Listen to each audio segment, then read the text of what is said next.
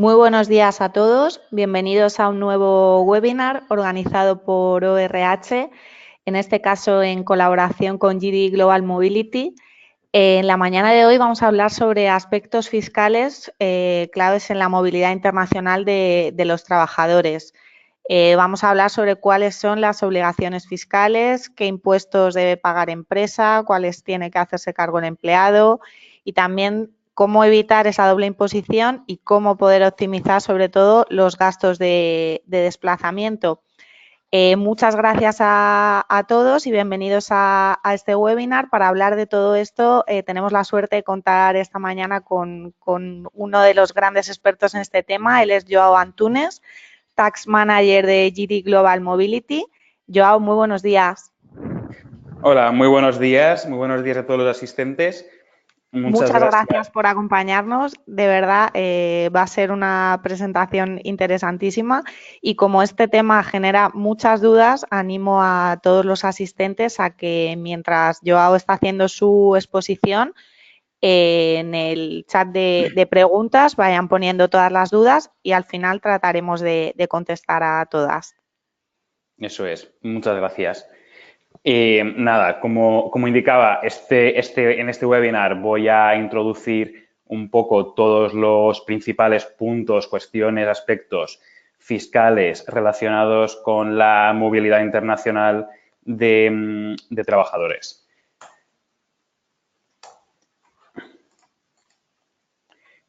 En este webinar estaréis muchos compañeros fiscalistas, pero entiendo que también muchos que trabajáis en departamentos de recursos humanos y que cuando desplazáis a trabajadores fuera de España o contratáis a un empleado extranjero, os hacéis pues todo tipo de preguntas, como por ejemplo qué obligaciones fiscales derivarán del desplazamiento de mi trabajador que se va al extranjero o qué impuestos deberá pagar mi empleado en origen y en destino y también qué impuestos tendré que pagar yo como empresa y qué obligaciones tendré yo como empresa en origen y en destino. Lógicamente siempre cómo es la normativa en el país de destino, qué métodos existen para evitar la doble imposición entre los dos países o cómo optimizar los costes del desplazamiento del trabajador. Pues para contestar a estas preguntas es necesario, por un lado, dominar y aplicar la normativa fiscal y evitar los conflictos derivados de la elección del lugar de tributación del trabajador desplazado. Y para determinar las obligaciones que tanto la compañía como los empleados tendrán en los diferentes países, hay siempre que tener en cuenta estos aspectos, que son la residencia, las obligaciones, lógicamente, y muy importante, pues una buena planificación para una optimización fiscal. Lo primero es siempre determinar la condición de residente o no residente en cada país para así poder establecer cuáles serán las obligaciones del empleado y de la compañía en cada territorio. Una vez establecido dónde será residente o no residente y sus obligaciones, es cuando ya empezaremos a planificar. Yo normalmente siempre sigo este orden. Entiendo que es el mejor orden, residencia, obligaciones y planificación, es el mejor orden para tener muy claras cuáles serán las obligaciones y los aspectos a tener en cuenta. Y el primero, como ya indicaba anteriormente, es la residencia. La determinación de si un empleado que se desplaza al extranjero o un empleado extranjero que viene a España es o no es residente fiscal. Y esta determinación de si eso no es residente fiscal depende siempre, por un lado, y muy importante, de la normativa interna de cada país, pero muy importante también hay que tener en cuenta los convenios de doble imposición que España puede tener firmado con el país de destino. En España, nuestra normativa interna establece que se considerarán residentes fiscales aquellas personas que permanezcan en territorio español más de 183 días o cuyo núcleo de intereses económicos se encuentre en territorio español. Por núcleo de intereses económicos se puede entender donde se encuentra la principal fuente de rentas del empleado, y existe también una presunción de residencia en el caso de que el cónyuge no separado y los hijos menores sean residentes fiscales en España. El criterio más utilizado y el que suele, en primer lugar, determinar si es o no es residente es el número de días. Y como indicaba, normalmente si una persona permanece en territorio español más de 183 días, será residente fiscal. Y en principio, las ausencias esporádicas que a efectos del cálculo de número de días de permanencia en territorio español, la norma establece que deberán computarse a nivel de residencia fiscal en España, salvo que se acredite la residencia fiscal en el otro país. Un certificado de residencia fiscal, en el sentido del convenio, demostrará que una persona es residente fiscal de acuerdo a la administración tributaria del otro país. Sin embargo, la administración del otro país, o sea, la administración de los dos países, puede considerar a una misma persona residente fiscal. Y es ahí cuando entramos a analizar los convenios de doble imposición para determinar finalmente dónde deberá ser considerado residente fiscal un trabajador. En esta diapositiva tenemos un cuadro. Tienen en cuenta el criterio del número de días en territorio español. Entonces, por ejemplo, si una persona se desplaza fuera de España por un periodo inferior a 183 días, si, por ejemplo, envía un trabajador que va a estar fuera desde julio hasta noviembre, pues esa persona, en principio, será residente en España. Digo en principio porque siempre habrá que hacer un análisis caso por caso, ver el país al que se desplaza, ver la normativa de los dos países y el convenio de doble imposición. Pero a priori, una persona que está fuera de España menos de 183 días va a ser considerado residente fiscal. Ahora bien, mando una persona fuera de España por un periodo superior a 183 días. Pues se pueden quedar múltiples casos. Envío un trabajador a Francia el 15 de julio y regresa a España el 15 de marzo, efectivamente, esta persona va a estar fuera de España más de 183 días. Sin embargo, tanto en un ejercicio como en el otro, permanece en España más de los 183, con lo cual en ningún momento pierde su condición de residente fiscal. Ahora bien, mando un empleado a Argentina en mayo y regresa en agosto del año siguiente, en los dos ejercicios en España esta persona es no residente y ya a posteriori, si está en España más de 183 días, será considerado residente en España. Sin embargo, y como indicaba, dos normativas internas pueden establecer que una persona es residente fiscal en ambos territorios o que debe tributar por una misma renta en ambos.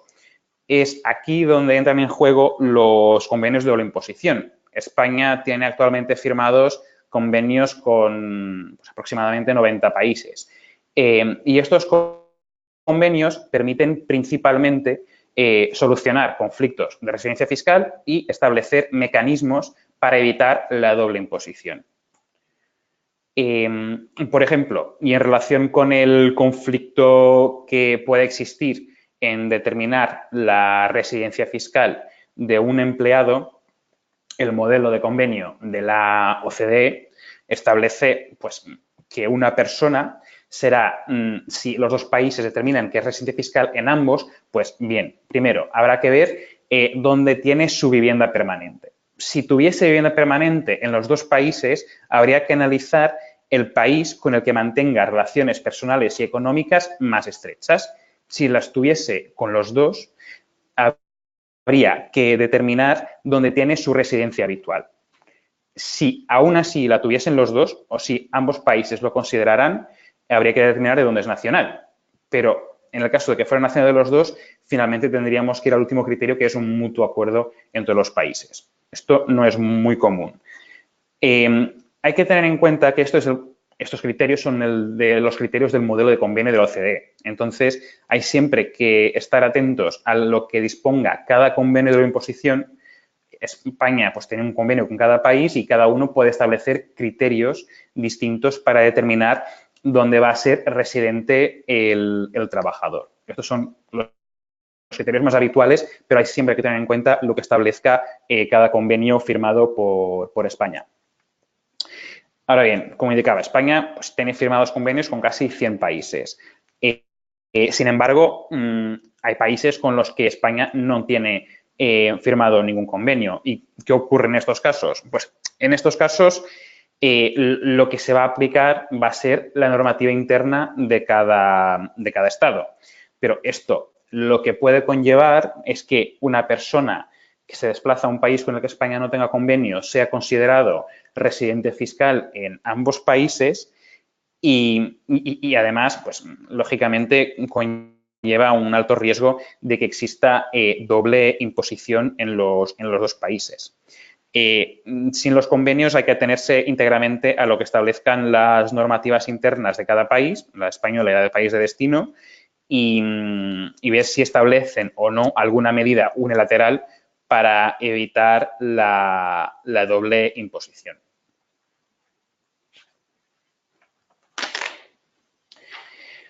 Una vez establecido la condición de residente o no residente de un trabajador en cada uno de los países, es cuando vamos a poder entrar a analizar las obligaciones que tanto el empleado como la compañía van a tener en cada uno de los territorios.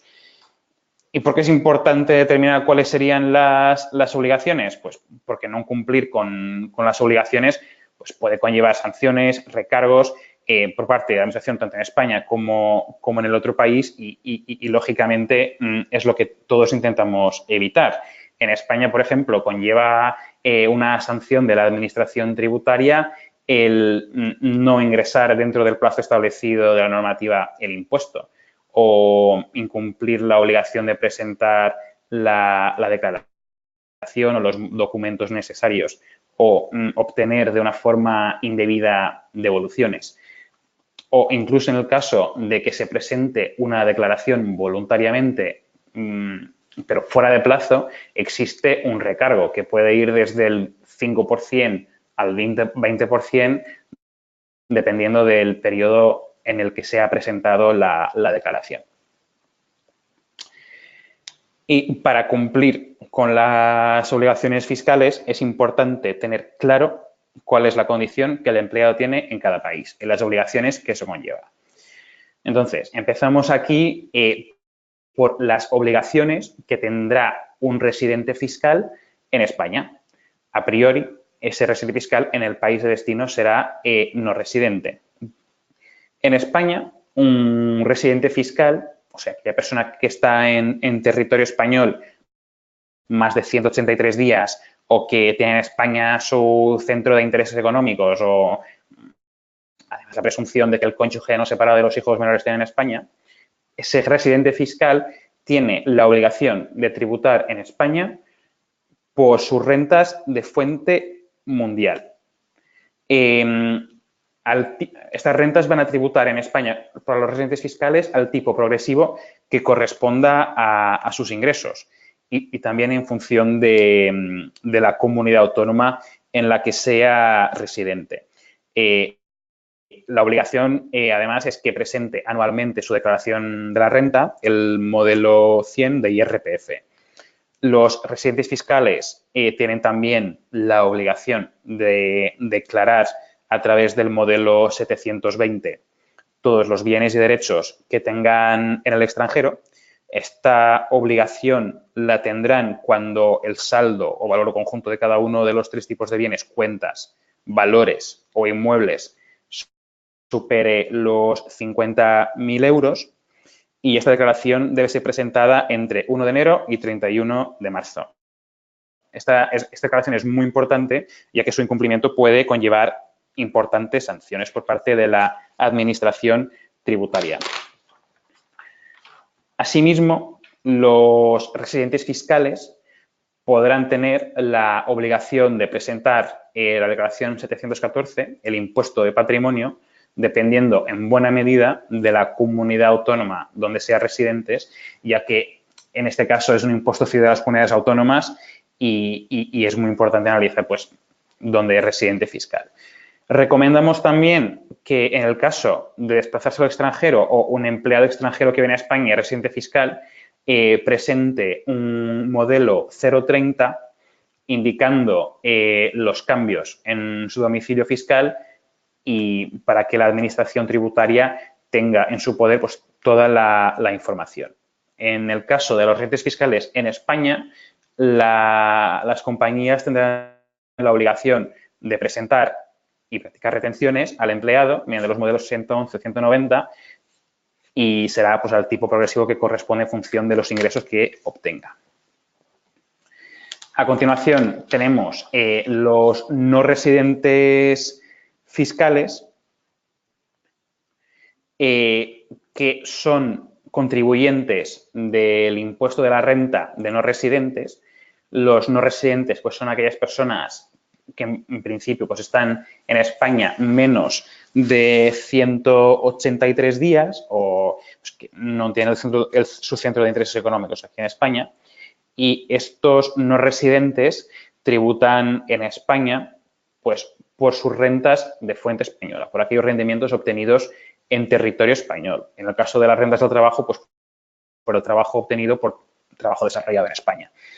En el caso de los no residentes no existe una escala progresiva como en el caso de los residentes y con carácter general es un tipo fijo del 24% el que se aplica o del 19% en el caso de que sea residente fiscal en un Estado miembro de la Unión Europea. Este es el tipo que, por ejemplo, se aplica para las rentas del trabajo y el que las compañías deberán practicar las retenciones correspondientes en los modelos 216-296. El modelo general de declaración es el modelo 210 y las autoridades fiscales en España pueden exigir la acreditación de la residencia fiscal en el otro país mediante el correspondiente certificado de residencia fiscal emitido por las autoridades fiscales del país del que se trate, especialmente en casos en lo que se solicita es una devolución a la Administración tributaria. Ahí siempre van a requerir el certificado de residencia fiscal del otro país, con lo cual, en un caso de requerimiento, pues lo que se recomienda siempre es, con el modelo 210, solicitando la devolución, presentar también el certificado de residencia fiscal en el otro territorio. Por otro lado, los no residentes tampoco tienen que presentar el modelo 720, no tienen esa obligación y en relación con el impuesto sobre el patrimonio solamente tendrán que presentar en relación con aquellos bienes que tengan en España. En el apartado de las obligaciones, aunque también se podría encuadrar en el de la planificación, optimización fiscal, es importante referirse al régimen especial aplicable a los trabajadores desplazados a territorio español. Lo que comúnmente mucha gente designa la ley Beckham, aunque actualmente este régimen especial realmente excluye a los deportistas profesionales. Para poder tributar bajo este régimen es necesario, por un lado, que el trabajador desplazado a España no haya sido residente fiscal en los 10 ejercicios anteriores aquí en España y que se desplace a España como consecuencia de un contrato de trabajo o también como consecuencia de la adquisición de la condición de administrador de una entidad en cuyo capital no participe.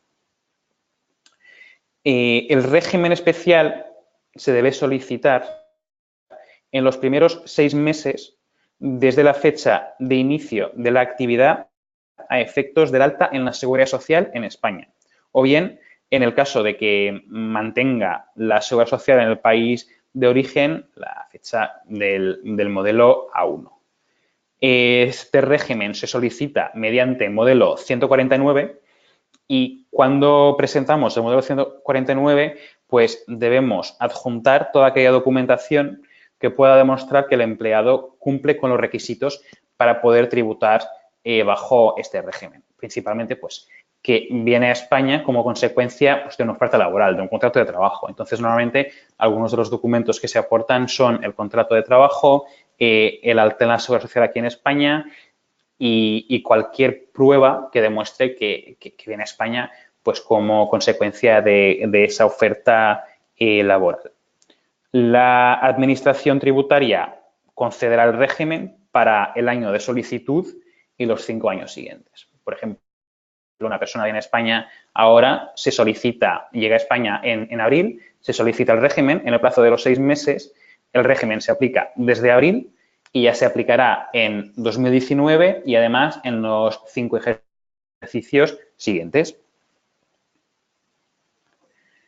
Los residentes fiscales en España que tributan bajo el régimen especial tributan regla general bajo las normas de la normativa de no residentes, tributando en España por sus rentas de fuente española, aunque, y esto es muy importante también, rentas mundiales del trabajo. Aunque por todo lo demás sea por rentas de fuente española, en relación con las rentas del trabajo, tributan en España por renta mundial, mientras estén tributando bajo el régimen. Si abandonan España mientras están tributando bajo el régimen, deben presentar un nuevo modelo 149 para indicar que abandonan el territorio español y que, por lo tanto, ya no tributarán más en España. En este caso, si abandonan el territorio español, este modelo debe ser presentado en el plazo de un mes desde que abandonan el territorio español. Esto es especialmente importante si un trabajador viene a España, el régimen le es concedido para el año en que él lo solicita y los 5 siguientes, pero se va a los 3 años. Pues entonces, en el momento en el que se va de España, por ejemplo, se va en julio o agosto, siempre debería presentar un modelo 149 indicando que se va de España, porque de no presentarlo podría tener obligación de pagar impuestos bajo el régimen, eso sí, hasta el final de ese ejercicio. El tipo impositivo general es de un 24% hasta 600.000 euros y de 45% a partir de 600.000. Y estos residentes fiscales bajo el régimen especial tendrán la obligación de presentar su declaración anual de la renta, que en este caso es el modelo 151. El plazo de presentación es entre abril y junio, igual que en el caso de los demás residentes fiscales en España. Aquellas personas que vengan a España y tributen bajo este régimen tienen la ventaja de no tener que presentar modelo 720. Para los residentes bajo el régimen especial no existe esta obligación de declarar bienes y derechos en el extranjero y además en relación con el impuesto sobre el patrimonio, solamente igual que con los no residentes, tienen que tributar por aquellos bienes que tengan en territorio español. En este caso, con los que tributan bajo el régimen especial, la compañía practicará retenciones igual que con los no residentes, mediante los modelos 216 y 296 de las retenciones del impuesto a la renta de no residentes.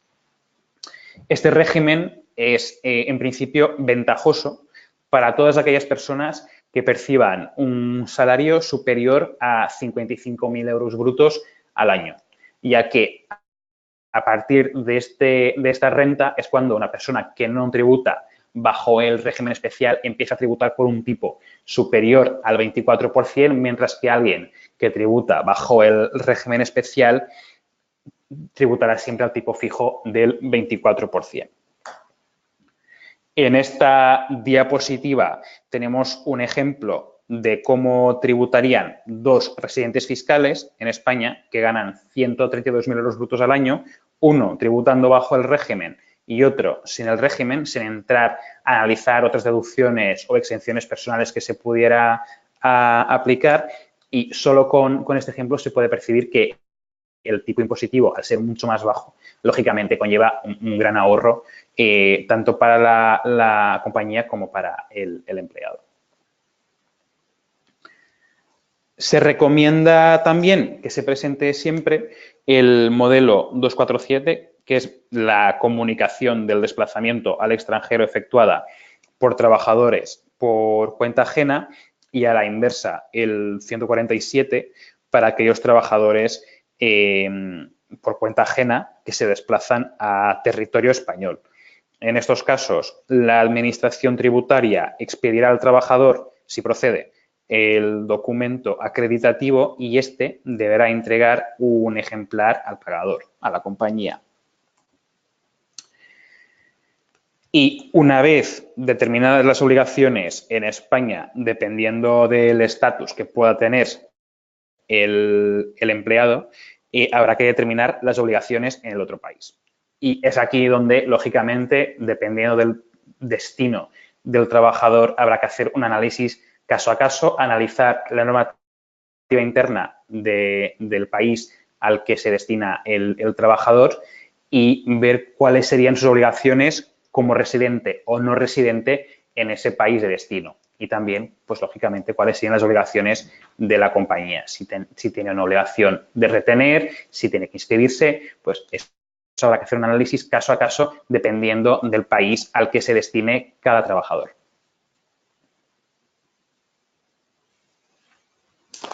Una vez determinado el estatus residente o no residente del trabajador y cuáles serán sus obligaciones en España y también en el otro país, se debe planificar el desplazamiento y obtener pues, la mayor optimización fiscal.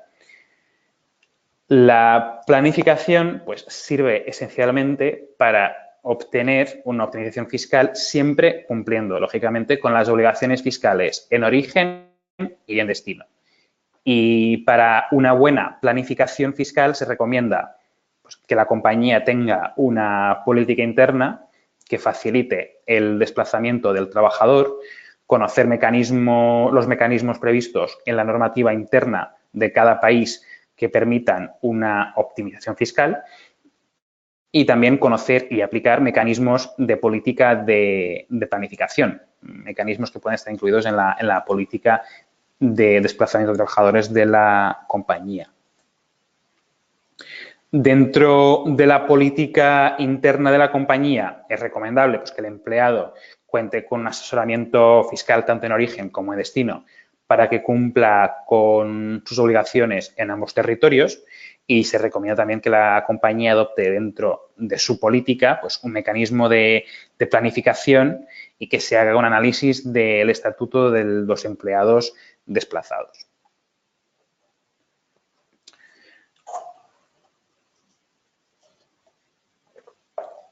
Dentro de los mecanismos para hacer una mejor planificación fiscal, contamos pues, con algunos mecanismos previstos en nuestra normativa interna española, entre los que se encuentran pues, la exención por trabajos desarrollados en el extranjero, la que está prevista en el artículo 7p de la ley de IRPF. Tenemos el régimen de excesos y también voy a mencionar pues, la deducción por doble imposición internacional. Primero tenemos la exención por trabajos desarrollados en el extranjero, que se encuentra prevista en el artículo 7p de la ley de IRPF, y es una exención prevista para los rendimientos del trabajo obtenidos por un trabajo efectivamente desarrollado en el extranjero. Pues, su mayor limitación es el límite de 60.100 euros que tiene de exención para aplicar. Para poder aplicar esta exención es necesario cumplir con una serie de requisitos que están pues, indicados en la pantalla: que el empleado sea residente fiscal en España, que el trabajo se desarrolle efectivamente en el extranjero, que en el país donde se desarrolla el trabajo exista un impuesto análogo y que no sea considerado un paraíso fiscal, es incompatible con el régimen de excesos y que, esto es muy importante, que el beneficio del trabajo redunde en la entidad no residente.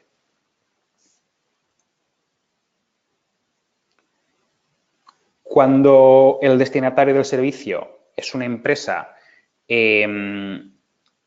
independiente, es importante acreditar que se ha prestado un servicio en su beneficio. Aunque no sea necesario que el empleado tenga un contrato de trabajo con esa entidad en destino, sí es importante demostrar que el trabajo que ese empleado desarrolló en destino, el beneficio último fue de esa entidad. El hecho de que exista refacturación en estos casos del coste de los trabajos realizados es un indicio más de que el beneficio final puede redundar en esa entidad extranjera. En muchos casos, los trabajadores se desplazan al extranjero y prestan sus servicios a una empresa del grupo. En estos casos, es necesario demostrar, por un lado, que el servicio se ha prestado efectivamente y que tiene un interés económico para la entidad receptora y que el servicio prestado supone un beneficio para esa entidad receptora, una utilidad. Y que, como viene siendo reafirmado en reiteradas ocasiones por la Dirección General de Tributos, esta frase que es cuando una empresa independiente hubiera estado dispuesta a pagar a otra empresa independiente por esos servicios, en estos casos se puede entender que en principio efectivamente la entidad extranjera es la entidad que tiene el beneficio del trabajo desarrollado. Para aplicar esta exención existen diferentes formas. La primera pues, sería aplicar la exención directamente en la nómina del empleado. Esto, pues, ¿cómo se hace? Haciendo un cálculo, o bien mensual o trimestral, de la exención. Nosotros, por ejemplo, lo que podemos hacer es cada mes o cada trimestre analizar pues, todos los billetes de avión, los viajes realizados por un trabajador, analizar si efectivamente se cumplen todos los requisitos para aplicar la exención y ya a partir de ahí calcular el importe exento que se puede aplicar en la nómina del trabajador. En el caso en el que no se aplique en la nómina del trabajador directamente la exención, existen otras dos fórmulas. O bien en la misma declaración anual de la renta del trabajador modelo 100, aplicar directamente la exención, aunque en este caso la administración tributaria lo más seguro es que requiera al trabajador y requerirá pues toda la documentación necesaria para demostrar que efectivamente ese importe debe estar exento. En estos casos, pues se debe aportar billetes de avión, reservas de hoteles o de pisos, un certificado de la compañía indicando que el trabajador efectivamente estuvo en el extranjero desarrollando el trabajo durante X días, el beneficio último de su trabajo fue para X entidad y cualquier otro documento adicional que demuestre que efectivamente pues, se cumplen todos los requisitos para aplicar esta exención. El tercer método es presentar la declaración anual de la renta sin la exención y posteriormente presentar un escrito solicitando los ingresos indebidos y con ese escrito pues adjuntar toda la documentación que demuestra que se cumplen los requisitos indicados anteriormente para aplicar la exención. En esta diapositiva tenemos un ejemplo de cómo tributaría un residente fiscal que tiene pues, unos 200.000 euros brutos anuales en rendimientos del trabajo y vemos aquí pues, cómo sería el cálculo aplicando o no la exención. Y lógicamente, en este caso, se aplica el límite máximo de 60.100 euros y vemos que si este trabajador efectivamente cumplió con los requisitos para estar exento, pues resulta muy beneficioso. En el caso de que ese trabajador, además, haya tributado en el país de destino por esos rendimientos, sí, pues tenemos un límite de 60.100 euros, pero por el importe superior a ese límite de 60.100 euros, en su declaración anual de la renta se podría aplicar una deducción por doble imposición. Y como ya he indicado con anterioridad, tenemos el régimen de excesos, que es incompatible con la exención por 7P que acabo de explicar. Para ver cuál de los dos, o bien régimen de excesos o bien exención por trabajo desarrollado en el extranjero, cuál de las dos es más beneficiosa, será pues necesario hacer los cálculos oportunos y determinar en cada caso cuál podría resultar más ventajosa. En este caso, en el régimen de excesos, la exención se aplica al exceso sobre lo que normalmente cobraría el empleado de no haber sido desplazado fuera de España, el denominado complemento por destino. De acuerdo con la normativa, el exceso que perciban los empleados de empresas con destino en el extranjero sobre las retribuciones totales que obtendrían en España podrán pues, acogerse a este régimen. Los requisitos para poder aplicar esta exención son, uno, que el empleado mantenga residencia fiscal aquí en España, que exista un destino concreto en el extranjero, que se aplique sobre las cantidades que constituyan un exceso sobre las retribuciones que percibiría de forma normal en España. Y en relación con el requisito de que exista un destino en el extranjero, la Dirección General de Tributos viene en reiteradas ocasiones indicando que el trabajador debe permanecer en ese destino por lo menos por un periodo de 9 meses. Una ventaja de esta exención en comparación con la del artículo 7P es que en este caso no existe ningún límite establecido. Y además de las exenciones que acabo de mencionar, es importante también hacer una breve mención a la deducción por doble imposición internacional. Esta deducción se puede aplicar en el modelo 100, la declaración de la renta anual, a los contribuyentes del IRPF, sobre aquellos rendimientos o ganancias patrimoniales obtenidos y grabados en el extranjero. En este caso, no es solamente sobre las rentas del trabajo sobre las que se puede aplicar esta deducción, sino sobre cualquier renta que obtenga el empleado y que esté doblemente grabada.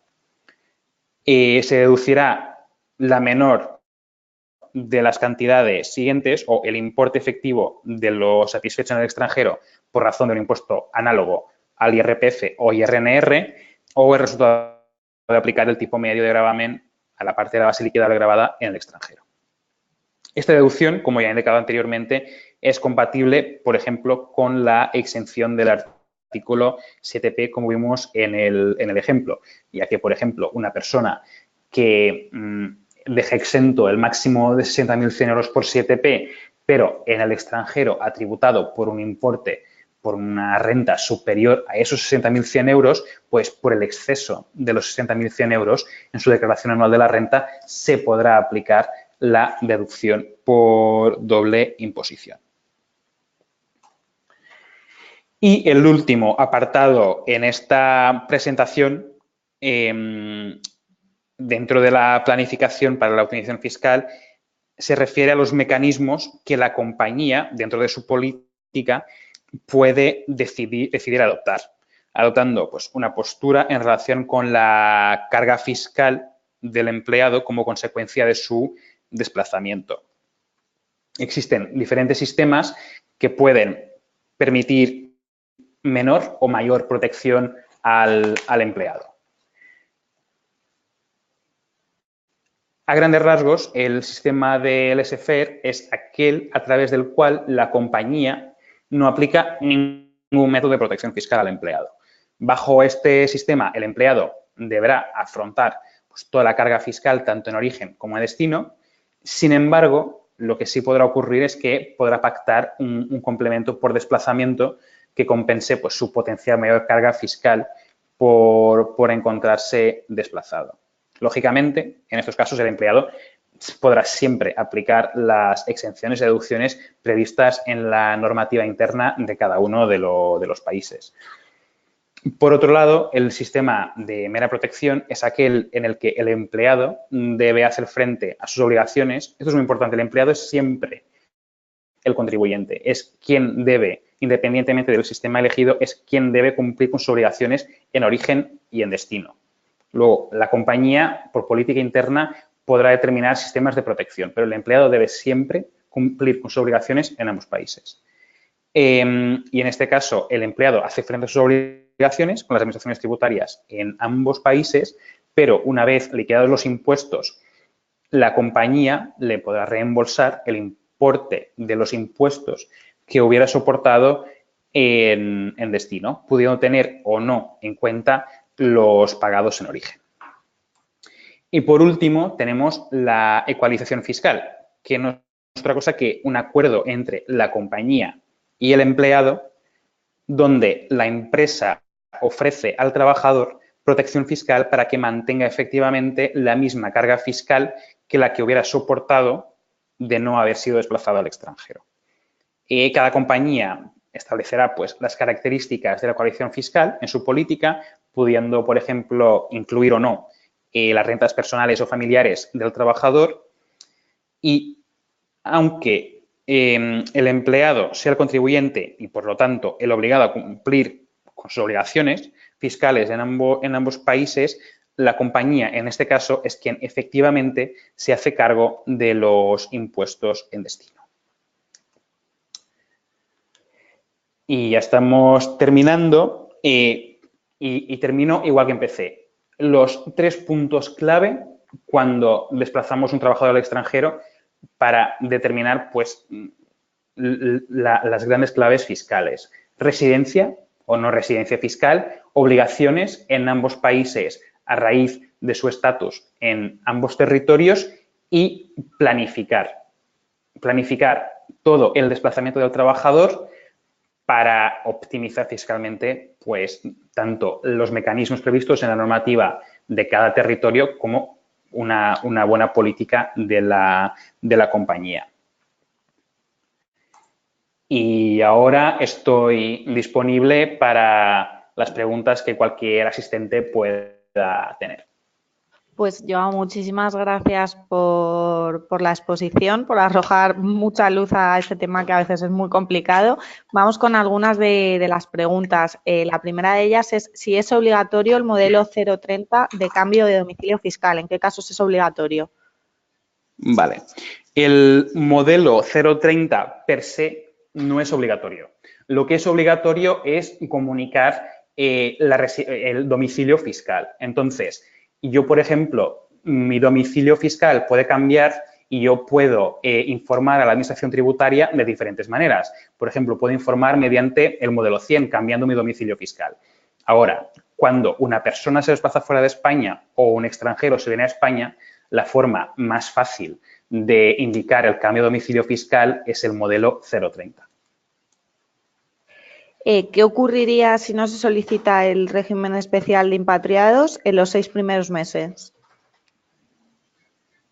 Pues si no se solicita el régimen especial en los primeros 6 meses, la Administración Tributaria seguramente deniegue, en ese caso, el régimen a ese trabajador. La norma es muy clara en ese sentido.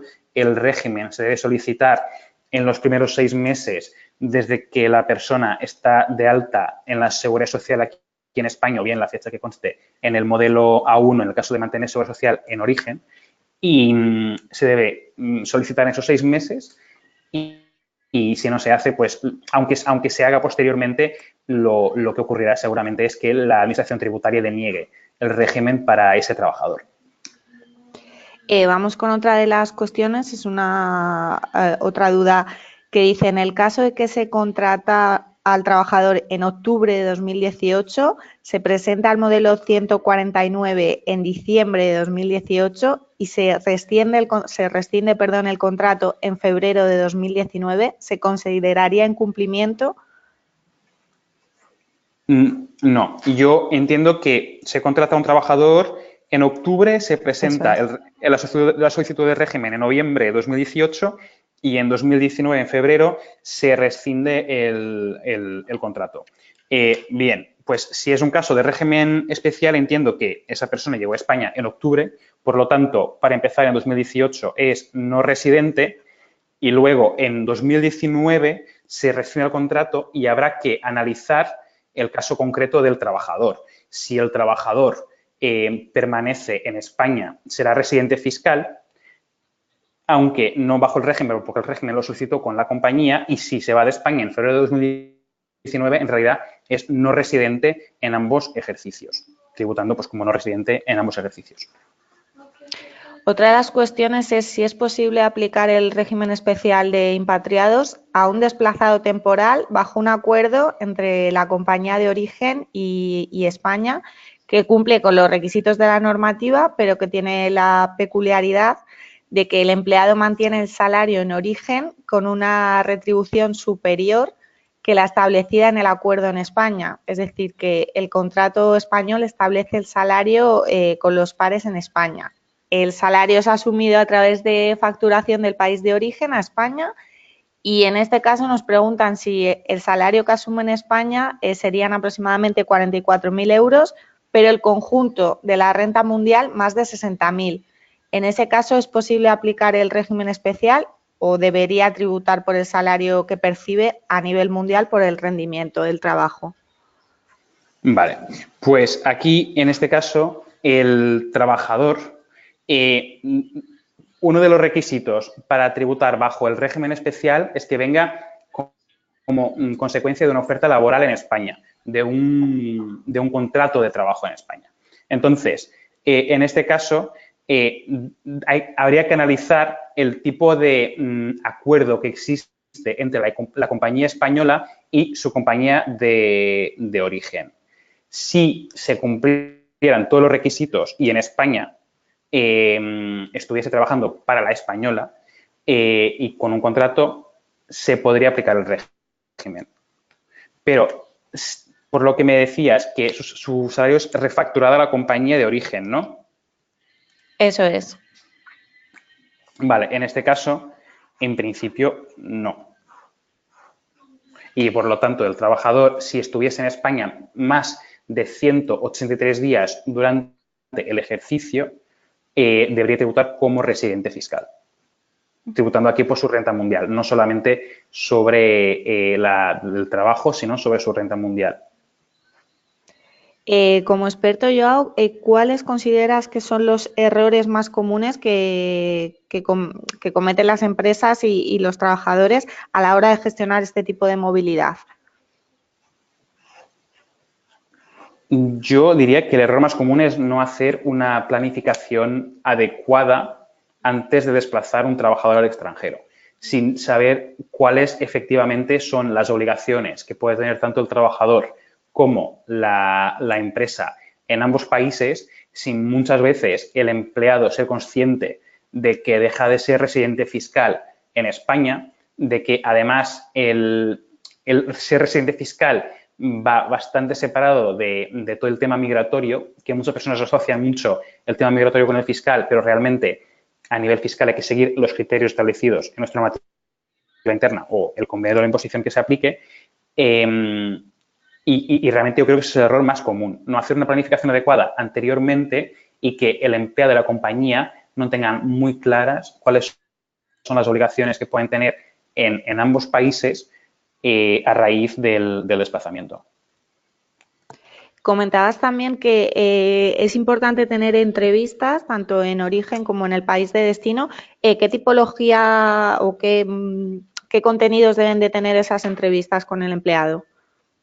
Pues estas entrevistas yo creo que son muy útiles básicamente para indicarle, bueno, lógicamente yo pues conozco la normativa española, en el otro país habrá una persona que conozca la normativa del otro país y que en cada país podamos decirle al empleado cuál es su condición aquí en España, si va a ser residente, no residente, si cumple los requisitos para tributar bajo el régimen. Y una vez analizado cuál es su estatus, decirle, estas son tus obligaciones como contribuyente aquí en España. Debes presentar la declaración un modelo 100 o el 720, estas son tus obligaciones, vas a tributar a un tipo progresivo o si eres no residente a un tipo fijo, pues indicarle un poco que él sepa, cuando tenga la entrevista o cuando termine la entrevista, que sepa cuáles son sus obligaciones, cuáles son los modelos que va a tener que presentar como contribuyente, qué impuestos va finalmente a pagar en cada uno de los países, que se sienta un poco seguro y cuando se va a desplazar de saber que va a poder cumplir con sus obligaciones. Otra de las dudas es si hay límite temporal de desplazamiento para aplicar el 7P. No, no hay límite temporal. Lo importante es siempre que la persona sea residente fiscal en España. Entonces, lógicamente, si enviamos, si el empleado está fuera de España más de 183 días, existe un riesgo de que se acabe considerando no residente en España y, por lo tanto, ya no se podría aplicar la exención. Pero no, en la normativa como tal no existe un límite de días para aplicar la exención. Pues no sé si como modo resumen, conclusión, ¿quieres comentar alguna cosa más? No, yo lo único que, pues, cualquiera de vosotros que tengáis alguna cuestión adicional o que necesitéis, pues, aclarar cualquier problema que tengáis con un empleado que desplazáis o lo que sea, pues nosotros estamos a vuestra disposición para cualquier cuestión, para entrar en muchísimo más detalle, lógicamente, en cualquiera de los temas discutidos, porque esto fue una breve presentación de un tema pues, que puede llevar muchísimo más tiempo y nada, pues lo que recomiendo a todas las empresas es de verdad que tengan una muy buena planificación para los empleados cuando los desplazan fuera de España, para que tanto la compañía como los empleados sepan las obligaciones a las que se enfrentan en cada uno de los países. Pues como comentabas, Joao, muchísimas gracias por esta exposición. Gracias también a GD Global Mobility, por supuesto. Y si alguno de los inscritos ha habido dudas o temas más personales y específicos, o bien por medio de ORH o bien por medio de Global Mobility, pues estaremos encantados de ayudaros. Os damos las gracias por la masiva audiencia de esta mañana y, bueno, en los próximos días iremos enviando documentación del webinar. Muchísimas gracias, Joao, y buenos días a todos. Muchas gracias, buenos días a todos.